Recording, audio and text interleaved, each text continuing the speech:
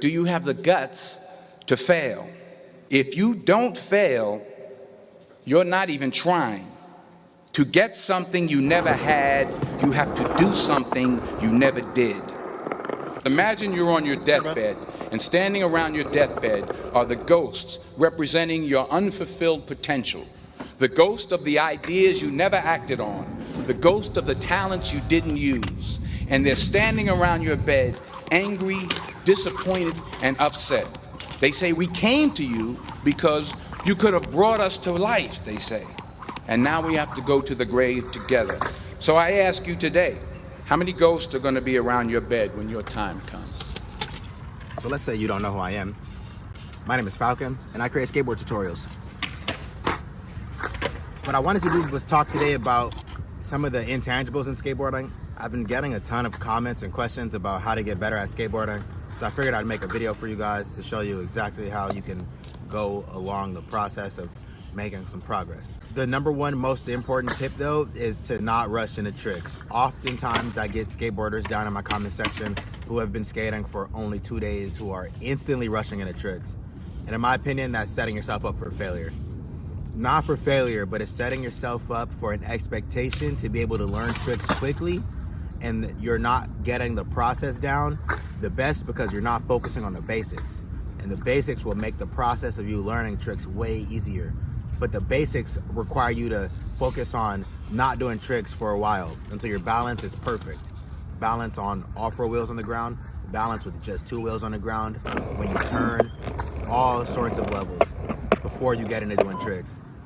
It's not that serious, but it's definitely something that one should focus on before they get into flipping their skateboard, because otherwise you're going to be doing stationary ollies or kick flips before ollies, and then you'll be wondering why you look so sloppy on your skateboard. Which leads me into number 2, which is we want to have a good style when we skate. Most skateboarders don't want to look really rigid or have their arms fully extended. You want to look like what you see in the videos, and the best way to accomplish that is to focus on one thing at a time until it becomes second nature to you. You can do it subconsciously. That's really everything about skateboarding, is taking something from being new to becoming subconscious, which only increases with repetition. So it's like 9 a.m. Los Angeles, California. It's Saturday. It's kind of cold out, and I came outside to skate a little bit. I've been dealing with some costochondritis in my chest, and I got a new setup. So I'm gonna take it real easy. I'm gonna test out these trucks. This is the independent stage 4s. We talked about this on my TikTok, and now that I got them, I'm gonna try them out. First thing I noticed is that they are extremely loose. I got a couple tutorials to film for TikTok. I've been doing trick randomizers on TikTok, which is really fun. So I'll do a few of those here, and then I'll get into the basics on how to stand on your skateboard, how to push, and how to stop. Board is standing on it, and what you want to do is stand on the bolts, which are these screws here. And when you stand on the screws, you want to bend your knees a little bit. That's going to give you some stability while the bearings move the wheels, which is the most important thing. You can get balance on your skateboard before movement, so try standing in some grass or sliding your skateboard into a crack like this. But mostly you're gonna be slightly moving, or at least free to move. And bending your knees is the best way to get that done.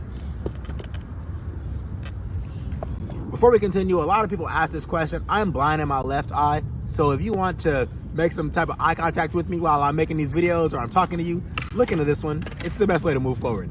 It's no biggie. I got attacked by a dog when I was young, pulled my eye out. A little bit of a story. You can check it out on my other social media platforms, but I don't focus on that. I'm here to just focus on skateboarding and making some progress, because if I can do it, you guys can do it too. So again, you want to turn your front foot over the bolts so you're not in an uncomfortable position when you take your back leg off of the board and you lift it up into the air to be able to push off of the ground and get moving.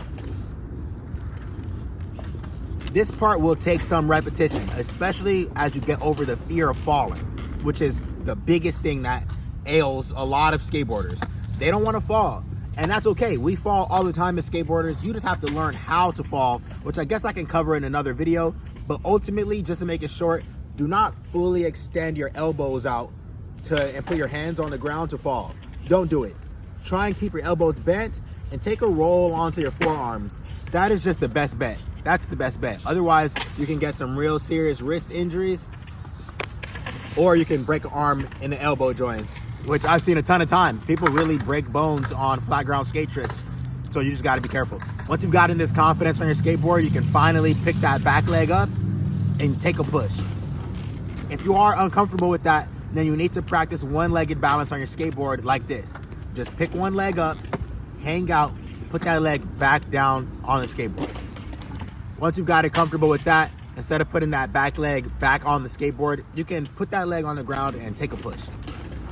And as you push, you'll notice that you'll start moving a little bit, and I know this part can be nerve-wracking, but it's okay.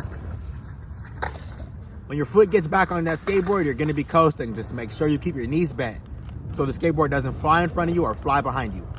You don't want to be leaning over your skateboard to stare at the wheels. You want to be looking at the grip tape. That is going to make sure that your chest is upright and aligned with the rest of your body instead of leaning over, causing you to become imbalanced pretty quickly. At that point, you just have to practice moving. As you push more, you will gain more speed, and it might become a little more fearful to continue, but you have to push through that and keep on strolling. And to stop, you just reverse the push, and instead of taking your foot off of the ground after you make contact, stick it to the ground and it will slide to a stop. Of course, this can wear down your shoes on the bottom, but it's nothing to worry about. As a beginner, it has to be expected. There are other ways to stop, but you should not bother with them when you're starting.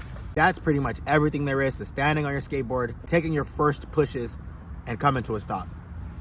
If you've seen any of my tutorials, you understand that I go deep into tricks that I know how to do. I am not here creating content to be some type of content creator.